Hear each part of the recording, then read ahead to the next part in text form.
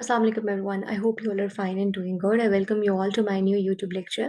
And today we are going to discuss one of the very important questions that every CS aspirant has.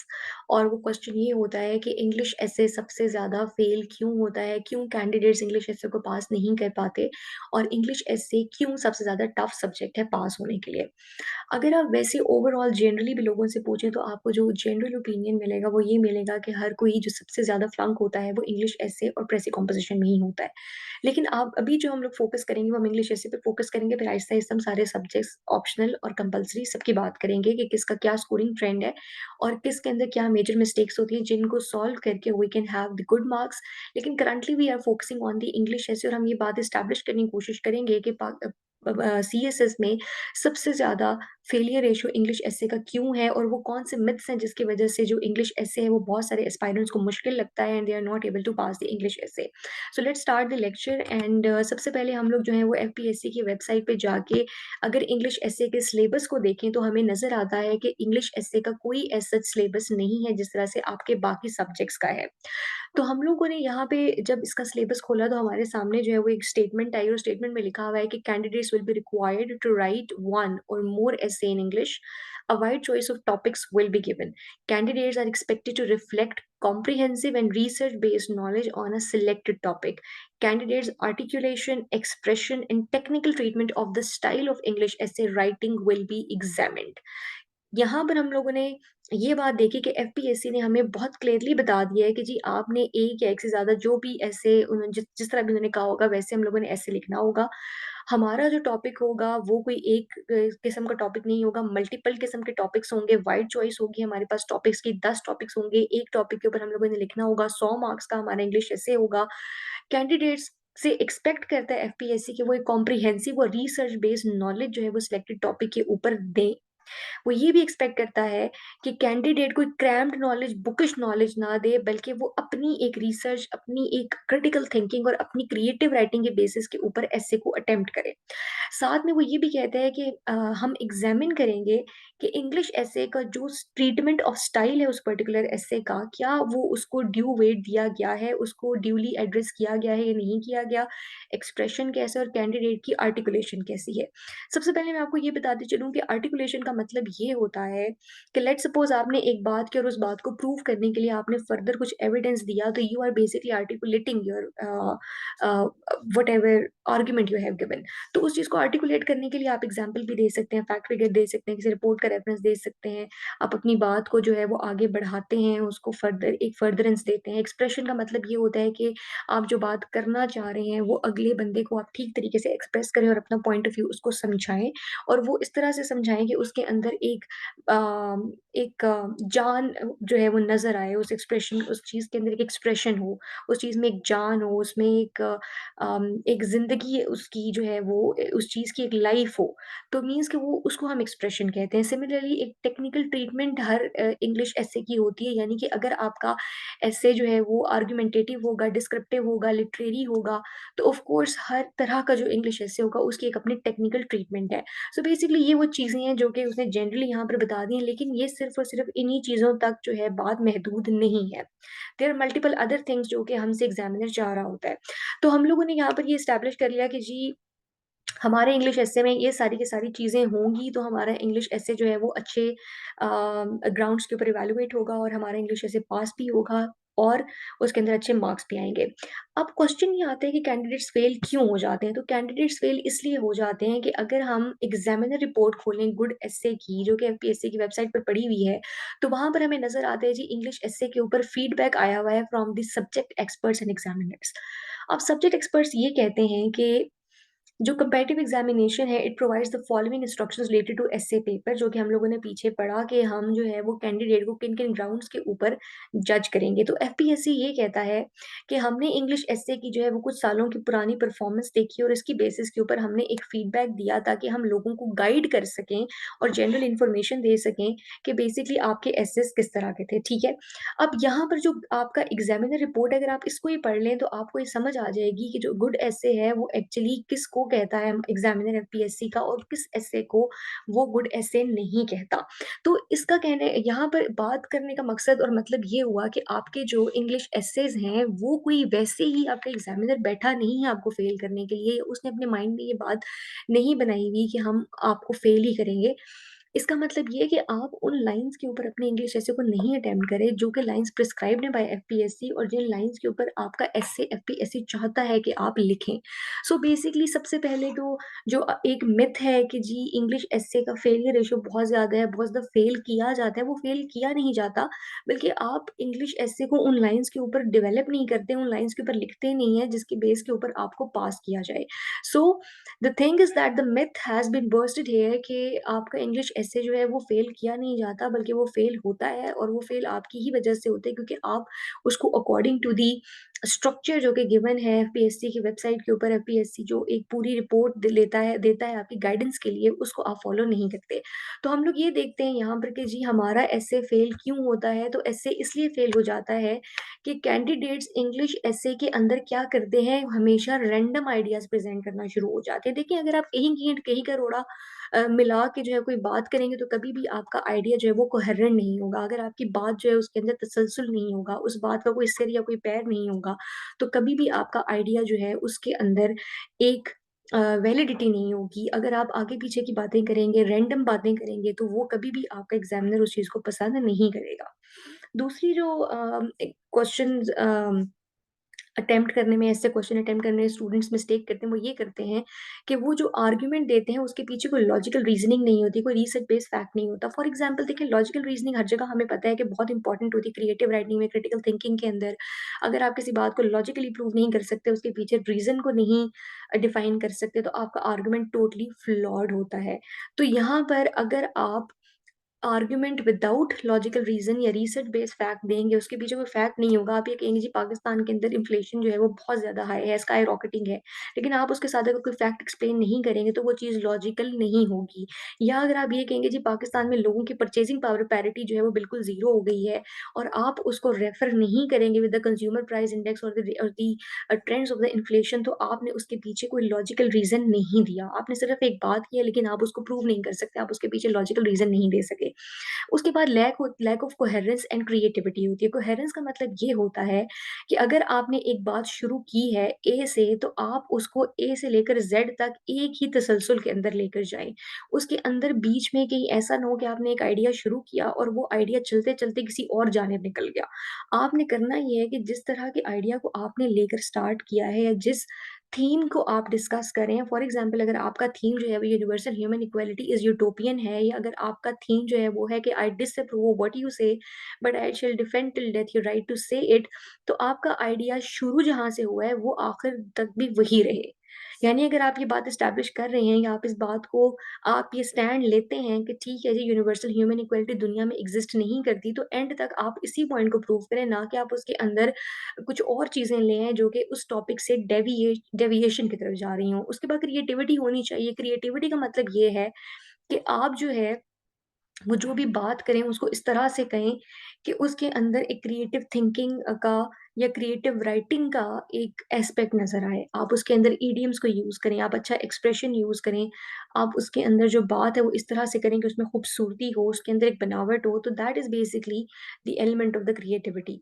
इसके अलावा candidates English ऐसे में इसलिए fail हो जाते हैं because the candidates are neither able to build an argument from multiple angles nor able to substantiate with facts. अब multiple angle से जो है वो एक आर्गुमेंट किस तरह बिल्ड होता है। फॉर एग्ज़ाम्पल हम लोग ये कहते हैं कि अगर एक मुल्क के अंदर रूल ऑफ लॉ नहीं होगा या जस्टिस नहीं होगा, तो उसकी क्या-क्या रिपरकशंस हो सकती हैं। हम उसको मल्टीपल एंगल से लेते हैं। हम उसको यूँ कहते हैं कि जी अगर रूल ऑफ लॉ किसी कंट्री में नहीं होगा तो लोगों को जस्टिस नहीं मिलेगा। ये हमारा एक एंगल हो गया। दूसरा एंगल हम इसके अंदर ये बताएँगे कि लोगों का जो है वो बहुत ज़्यादा एंगर उनके अंदर बिल्ड होगा, उनका कॉन्फिडेंस शैटर होगा, उनको ट्रस्ट नहीं रहेगा गवर्नमेंट के ऊपर। जो गवर्नमेंट पॉलिसीज़ बनाएँगे, जो गवर्नमेंट उनसे मैंडेट लेकर आके हाउसेज़ के अंदर बैठने की कोशिश करेगी, लोग जो है वो उस गवर्नमेंट को कभी भी एक एलिजिबल गवर्नमेंट, एक लेजिटिमेट गवर्नमेंट एनवायरनमेंट तसव्वुर नहीं करेंगे, लोगों को जो है वो ये पता चल जाएगा कि उनकी इम्पोर्टेंस सिर्फ़ और वोट तक है, उससे आगे नहीं है। लोगों को ये पता चलना शुरू हो जाएगा या लोग जो है वो ये समझना शुरू हो जाएँगे कि जी हम तो सिर्फ़ और सिर्फ़ we are only good for the purpose of providing the votes to make them sit in the houses. इसके अलावा हमारा और कोई पर्पस नहीं है। लोगों का एक एंगर बिल्ड होता है, किओस क्रिएट होता है और ये सारी की सारी चीज़ें बेसिकली हमने एक आर्गुमेंट दिया कि रूल ऑफ लॉ ना होने की क्या रिपरकशंस हैं, तो हमने उसको मल्टीपल एंगल से देखा। तो बेसिकली ये चीज़ जब आपके एसे के अंदर लैक कर रही होती है, जब आप एक ऑल राउंडेड पिक्चर प्रेज़ेंट नहीं करते, कॉम्प्रिहेंसिव पिक्चर नहीं देते, मल्टीपल एंगल से बात नहीं करते, तो आपका एसे जो है वो वीक हो जाता है और उसके फेलियर के चांसेस बहुत ज़्यादा बढ़ जाते हैं। और सिमिलरली अगर आप अपनी बात को फैक्ट्स के साथ सब्सटैंशिएट नहीं कर सकते, अगर आपकी आर्टिकुलेशन अच्छी नहीं है, अगर आपने एक बात की और उसके अगेंस्ट आप कोई फैक्ट नहीं दे सकते, फॉर एग्ज़ाम्पल अगर आप ये कहते हैं कि पाकिस्तान के अंदर पिछले इतने सालों में हम लोगों ने ये देखा कि इतने केसेज़ जो हैं वो आए और इतने केसेज़ रिज़ॉल्व हुए और इतने केसेज़ अनरिज़ॉल्व्ड रह गए, तो ये बेसिकली आपका फैक्ट होगा अपनी बात को प्रूव करने के लिए। सिमिलरली जो आपकी आउटलाइन ऑफ द एसे है वो प्रॉपर्ली स्ट्रक्चर्ड नहीं होती, जिसके अंदर हम आगे चल के देखेंगे कि उसमें क्या-क्या फ्लॉज़ बयान किए जाते हैं कि आउटलाइन के अंदर क्या-क्या बेसिकली मसले होते हैं जिसकी वजह से आपका इंग्लिश एसे फेल होता है। थोड़ा-सा यहाँ पे ब्रीफली बता दूँ कि आउटलाइन ऑफ द एसे जो कि प्रॉपर्ली स्ट्रक्चर्ड नहीं होती, इसका मतलब एग्ज़ामिनर ये कहना चाहता है कि आपने एक तो बार-बार एक ही बात को किया है, you are beating about the bush, you are not coming up with the unique ideas, you are not breaking down the essay statement into the multiple angles। अगर आपका कोई ऐसा एसे है जिसके अंदर आपको मल्टीपल व्यूज़ देने हैं, तो आपने उसको ब्रेक करना होता है into social, economic, political perspectives. और अगर सिमिलरली आपके एसे का स्कोप जो है वो इंडिविजुअल, नेशनल, इंटरनेशनल स्कोप में है, तो आप उसको अकॉर्डिंगली डिवाइड करते हैं। सिमिलरली आपने अपनी आउटलाइन के अंदर एक बैलेंस ऑफ पॉइंट्स रख के चलना होता है। अगर 3 पॉइंट्स आप एक पर्सपेक्टिव में दे रहे हैं, तो 3 पॉइंट्स दूसरे में दें और 3 पॉइंट्स तीसरे में दें। सिमिलरली आपने ये भी देखना होता है कि जिस बात को आप प्रूफ करने जा रहे हैं, क्या उसका रिबटल आप दे रहे हैं या नहीं दे रहे। सिमिलरली आपने ये भी देखना होता है कि आप जो रिकमेंडेशंस दे रहे हैं, वो अम, कितनी ज़्यादा साउंड हैं, तो आपने साउंड रिकमेंडेशंस देनी होती हैं और फिर कंक्लूजन देना होता है। सो बेसिकली जो आउटलाइन ऑफ द एसे होती है, उसको प्रॉपर्ली आपने स्ट्रक्चर करना होता है एक प्रॉपर वे के अंदर, जिसको हम आगे चल के बनाना सीखेंगे भी। सिमिलरली जो उसने आखिरी बात की है, जो कि बहुत इंपॉर्टेंट है, वो ये है कि जो आंसर्स आप करते हैं, जो आप आगे चल के अपना एसे अटेम्प्ट करते हैं, उसके अंदर जो सबसे बड़ा फ्लॉ होता है, वो ये होता है कि आपने जो बातें आउटलाइन में की होती हैं, वो एसे के अंदर नहीं होती, वो एसे में एब्सेंट होती हैं। सो अगर हम एग्ज़ामिनर रिपोर्ट का एक ओवरव्यू देखें, तो हमें जो चीज़ें, अगर हम दरिया को कूज़े में बंद करें, तो जो हमें चीज़ें नज़र आती हैं, वो ये नज़र आती हैं कि एक तो इंग्लिश लैंग्वेज फ्लॉड होती है, उसका रॉन्ग यूज़ होता है। सेंटेंस स्ट्रक्चर ग्लेयरिंगली फ्लॉड होता है, आप सेंटेंस स्ट्रक्चर ठीक यूज़ नहीं करते, आपके पैरेललिज़्म के इश्यू होते हैं, आपके ग्रामेटिकल मसले होते हैं। आप सेंटेंस को जो है, अगर कंपाउंड सेंटेंस यूज़ करें, सिंपल सेंटेंस यूज़ करें, तो आप उसके एरर्स के ऊपर तवज्जो नहीं देते। आप ये नहीं देखते कि अगर आप कनेक्टर लगा के कोई 2 से 3 पॉइंट्स को आपस में जोड़ के एक बात कर रहे हैं, तो आपने उसके अंदर किस तरह के पंक्चुएशन मार्क्स यूज़ करें, तो सेंटेंस स्ट्रक्चर जो है वो आपका फ्लॉड होता है। ग्रामेटिकल और आपकी स्पेलिंग के बहुत सारे मिस्टेक्स होते हैं और वो मिस्टेक्स होते हैं जो कि बहुत ज़्यादा राइफ होते हैं। इंटेलेक्चुअल लेवल जो एसेस का होता है, वो कोई बहुत ज़्यादा आला नहीं होता, मीडियोकर होता है और कैंडिडेट्स जो हैं, they are not even able to grasp the topic of the essay. देखिए, अगर आपको टॉपिक ऑफ द एसे ही समझ नहीं आया, तो आप कभी भी एसे को अच्छे तरीके से नहीं लिख सकेंगे। फॉर एग्ज़ाम्पल जब 2018 के अंदर, सॉरी 19 के अंदर ये टॉपिक आया कि I disapprove what you say but I shall defend till death your right to say it, तो लोगों ने सिर्फ एक ही एस्पेक्ट के ऊपर बात की, that was freedom of speech. उन लोगों ने दूसरी जो इसमें एस्पेक्ट था फ्रीडम ऑफ ऑपोजिशन का, उसको उन्होंने रिजेक्ट ही कर दिया। तो बेसिकली अगर आप एक एसे की स्टेटमेंट को ठीक से पढ़ेंगे नहीं, उसके अंदर जो डिफरेंट पार्ट्स हैं उनको आइडेंटिफाई नहीं करेंगे और आप उसको ब्रेक करके अकॉर्डिंगली नहीं बनाएँगे, तो your whole essay is going to be very much flawed और ये सबसे बड़ा रीज़न होता है आपके एसेस के फेलियर का। उसके बाद कॉन्सेप्चुअल क्लैरिटी आपको नहीं है, आपकी नॉलेज बहुत ज़्यादा शैलो है सब्जेक्ट की, ग्रामेटिकल मिस्टेक्स बहुत ज़्यादा, इनएप्रोप्रिएट चॉइस ऑफ वोकैब्युलरी है आपकी और स्टीरियोटाइप आंसर्स है। देखिए, अगर आपने स्टीरियोटाइप आंसर्स दिए हैं ना, तो इसका मतलब ये है कि आप एक सिर्फ पर्टिकुलर सेट ऑफ आइडियाज़ को ही प्रोमोट कर रहे हैं। अगर आप एक ऑल राउंडेड पिक्चर नहीं दे रहे, अगर आप एक मायोपिक आंसर दे रहे हैं, अगर आप एक ऐसा आंसर दे रहे हैं जो सिर्फ़ और सिर्फ़ आपका एक पर्टिकुलर एस्पेक्ट को हाइलाइट करता है या उसको जो है वो डिम कर रहा है, तो इसका मतलब ये है कि आपने अपने माइंड के कैनवस को एक ब्रॉडर पर्सपेक्टिव के अंदर नहीं ट्राई किया हुआ, and you are just writing being in a contained in a nut. तो बेसिकली आपने करना ये होता है कि आपने जो भी एपिसोड अपनी ऐसे के अंदर डिस्कस करनी होती है, जो भी आपने पर्सपेक्टिव डिस्कस करना होता है, उसको आपने एक ब्रॉडर पर्सपेक्टिव में करना होता है। इसके अलावा वो ये भी बताते हैं, candidates did not follow the norms of confrontational discourse and wrote isolated sentences rather than incohesive paragraphs. देखिए, मैंने आपको पहले बताया था कि जी कोहेरेंस ये होती है कि आपने एक बात स्टार्ट की और आप उसकी फर्दरेंस में अगली बात करते गए, करते गए, करते गए, यानी कि बात से बात निकालनी है आपने। तो जब आपके पैराग्राफ्स के जो सेंटेंसेस हैं वो आइसोलेटेड हैं और कोहेसिव नहीं है, तो इसका मतलब ये है कि आपने एक कॉन्टिन्यूटी ब्रेक कर दी है अपने एस्से की। आपके एस्से की कॉन्टिन्यूटी ब्रेक होगी, जिसकी वजह से आपका एस्से जो है वो बिल्कुल कॉम्प्रोमाइज़ हो जाएगा। एंड कॉन्फ्रंटेशनल डिस्कोर्स का मतलब ये होता है कि लेट्स सपोज़ आपके एग्ज़ामिनर ने आपको एक क्वेश्चन स्टेटमेंट दी और आप उस स्टेटमेंट के साथ डिसएग्री करते हैं, तो आपने डिसएग्रीमेंट जो है अपना, उसको प्रूव करना है अपने पॉइंट्स देकर। उसको हम कहते हैं कन्फ्रंटेशनल डिस्कोर्स, यानी कि अगर आप एक बात करें और मैं उस बात से डिसएग्री करती हूँ, तो मैं अपने डिसएग्रीमेंट को प्रूव करूँगी थ्रू डिफरेंट आर्गुमेंट्स। और अगर आप अपनी बात को प्रूव नहीं कर पा रहे, तो आपने अपने कन्फ्रंटेशनल डिस्कोर्स को फॉलो नहीं किया। उसके बाद हम लोग ये देखते हैं कि इंग्लिश एसे जो है वो टफेस्ट सब्जेक्ट टू पास क्यों होता है। अगेन वही सारी बातें थोड़ी-सी दोबारा से हम लोग इसको रिकैप कर लेते हैं कि कैंडिडेट्स अगर राइट यूज़ ऑफ ग्रामर करेंगे तो आपका एसे बिल्कुल फेल नहीं होगा। लैक ऑफ क्लैरिटी होती है, कोहेरेंस कोहेजन नहीं होती, कांसेप्चुअल बिल्डअप नहीं होता, लिंग्विस्टिक और राइटिंग कॉम्पिटेंसीज़ आपकी पुअर होती हैं, जिसकी वजह से आपका इंग्लिश एसे आपको टफ लगता है।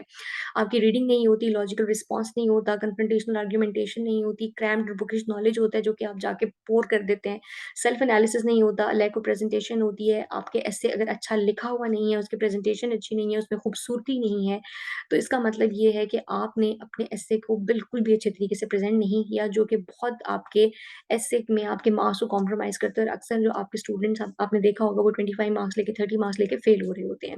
उसके बाद आपकी कन्वेंशनल और कॉमन टॉपिक्स आप चूज़ कर लेते हैं, वो टॉपिक जो आपको लगता है जी ह बहुत ईज़ी है, जैसे क्लाइमेट चेंज है, ग्लोबलाइज़ेशन है, टूरिज़्म है, ये वो टॉपिक्स हैं जो कि बहुत कन्वेंशनल टॉपिक्स हैं, हर बंदे ने इनके ऊपर प्रिपेयर किया होता है, ये सबका लास्ट रिज़ॉर्ट होता है।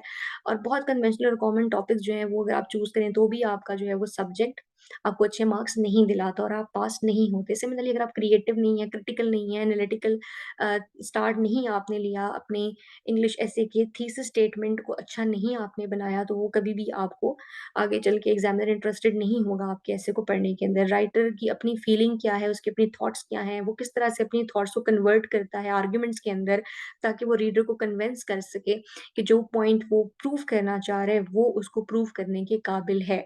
सो बेसिकली ये वो सारी की सारी चीज़ें हैं जो कि कैंडिडेट्स जानना चाहते हैं कि इंग्लिश एसे सबसे ज़्यादा टफ क्यों है? इंग्लिश एसे में मार्क्स क्यों नहीं आते? क्यों इसमें फेलियर रेशियो सबसे ज़्यादा है? तो आज हमने ये सारी की सारी यहाँ पर बातें कर ली और इन सारी बातों के आखिर में हमने ये कंक्लूड किया कि इंग्लिश एसे बिल्कुल भी टफ नहीं है, इंग्लिश एसे बिल्कुल भी मुश्किल नहीं है। सिर्फ 2 से 3 चीज़ें आपको पता होनी चाहिए, जो कि मेरे आने वाले वीडियो लेक्चर्स में मैं आपको बताऊँगी कि एसेंशियल्स ऑफ एसे क्या है, गुड एसे क्या है, ऐसे जो है उसको किस तरह से हमने टॉपिक कॉम्प्रिहेंशन करनी है, स्ट्रक्चर क्या होगा, टाइप्स क्या होती हैं, टेक्निकल हैंडलिंग क्या होती है, और उसके बाद एंड के ऊपर हम लोग ये भी देखेंगे कि हम एक ऑल राउंडेड अच्छा एसे बनाते कैसे हैं। एक चीज़ जो आप लोगों ने लाज़मी याद रखनी है वो ये याद रखिए कि इंग्लिश एसे को कभी भी आपने अपने नॉलेज की बेस के ऊपर अटेम्प्ट नहीं करना। हमेशा इंग्लिश एसे के लिए बहुत सारी रीडिंग्स करें, बहुत ज़्यादा पढ़ें, अच्छे एनालिसिस करें, रिसर्च बेस्ड नॉलेज रखें ताकि आपका एसे किसी सूरत फेल ना हो। I wish you all very good luck for your all the papers. Or inshallah, we are coming up soon with the much more information on the rest of the subjects, on other compulsory subjects and as well as optional. Stay tuned. A lot more is coming regarding essay. Thank you so very much and Allah Hafiz.